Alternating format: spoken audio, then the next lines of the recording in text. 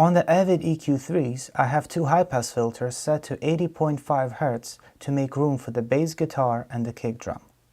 Additionally, on the guitar auxiliary track, I also have a stereo version of the Waves SSL channel with a high-pass filter at 145 Hz. Let's take a listen to the difference these filters make against the bass guitar and the kick.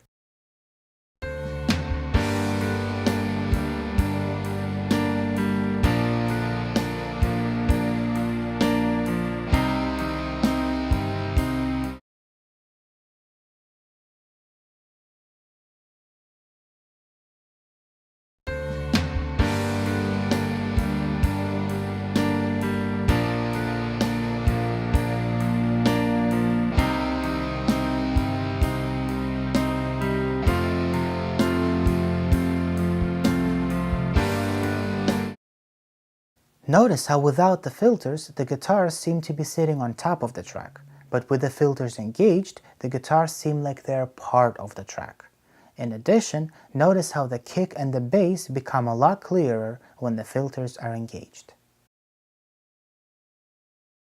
Next, on the SSL channel, I put a low shelf at 450 Hz, reducing 4.8 decibels, a moderately narrow bell curve, reducing 3.3 decibels at 500 Hz, and a medium Q bell at 1K, reducing 2.2 dB.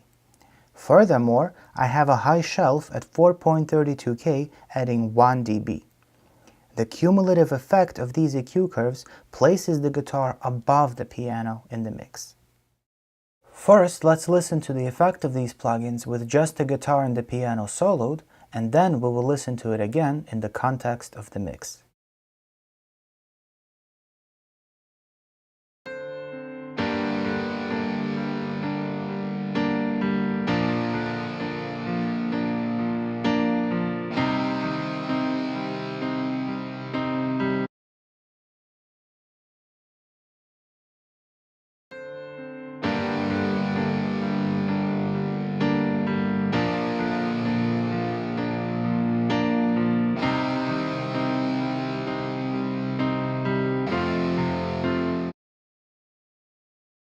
Pay attention how with the plugins engaged, the guitars are now being pushed up out of the way of the piano.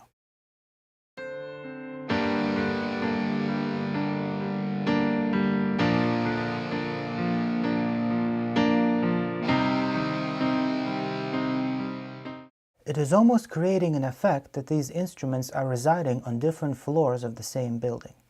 Let's listen to this effect again, but this time in the context of the whole mix.